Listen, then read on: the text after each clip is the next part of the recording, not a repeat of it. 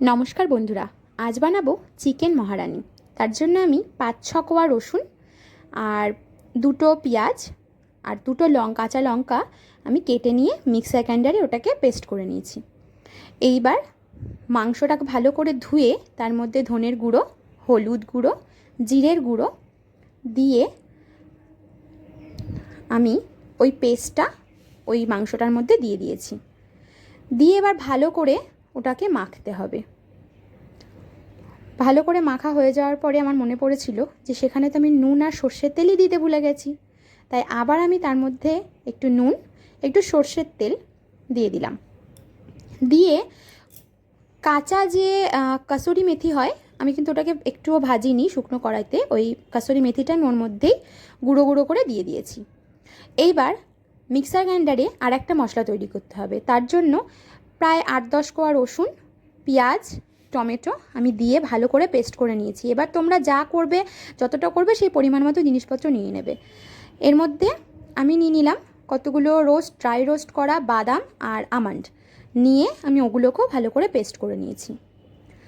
এইবার আমি কড়াইতে তেল দিয়ে, বেশ পরিমাণে অনেকটাই তেল দিতে হবে, যতটা তোমাদের চিকেন আছে সেই অনুযায়ী তোমরা পরিমাণটা নিজেদের মতন করে নিজেরা দিয়ে নেবে। তার মধ্যে আমি কিছু পেঁয়াজ কুচি দিয়ে দিলাম। পেঁয়াজ কুচিটাকে ব্রাউন কালার পর্যন্ত ফ্রাই করতে হবে। ওখানে গোল্ডেন ব্রাউন চলে আসলে তারপরে দিয়ে দিতে হবে টমেটো। টমেটোটা দিয়ে ভালো করে নাড়ালেই দেখবে তেলের কালারটা কিন্তু অনেকটা চেঞ্জ হয়ে আসে। এইবার আমরা যে পেঁয়াজ আদা রসুনের যে পেস্টটা করে রেখেছিলাম সেই পেস্টটাকে আমরা ওর মধ্যে দিয়ে দেব। দিয়ে খানিকটা মিক্সার গ্রাইন্ডার ধোয়া জলও দিয়ে দিলাম, নাহলে তো মশলাটা ফেলা যাবে, তাই না? ওটা কেন আমরা ফেলবো, ওটাও তো সেই মশলাই। এবার দেখো একটুখানি কষাতেই কিন্তু তেল ছেড়ে দেবে। যখনই তেলটা ছেড়ে দেবে তখন যে ম্যারিনেট করে মাংসটা আমরা রেখেছিলাম সেই মাংসটা ওর মধ্যে দিয়ে দিলাম।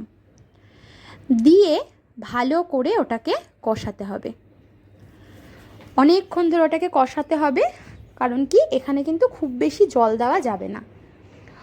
ভালো করে কষিয়ে নিয়ে তারপরে আমি ওর উপর দিয়ে কিছু কাঁচা লঙ্কা দিয়ে দিলাম। কারণ তোমরা সবাই জানো, আমি আগের ভিডিওতেও বলেছি যে আমাদের বাড়িতে কিন্তু ঝালটা সবাই খায় না, আমি খাই শুধু, তাই কাঁচা লঙ্কা দিয়ে দিয়েছি। এবং এর ওপর থেকে আমি ছড়িয়ে দিলাম গরম মশলার গুঁড়ো। গরম মশলার গুঁড়ো দেওয়ার পরে আমি যে বাদামের যে পেস্টটা করে রেখেছিলাম সে বাদামের পেস্টটাও আমি দিয়ে দিলাম ওর ভেতরে।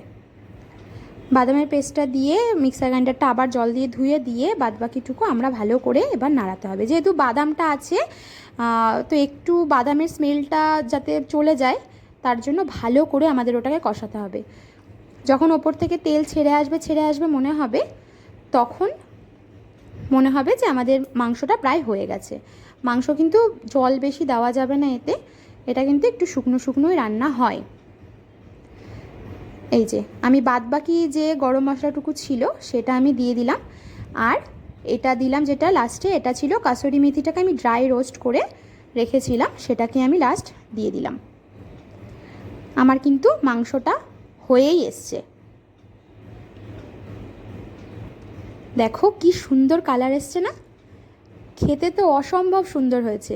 আমার হাজব্যান্ড তো খেয়ে বলছে যে এটা চিকেন মহারানী না, এটা চিকেন মহারাজা হয়েছে।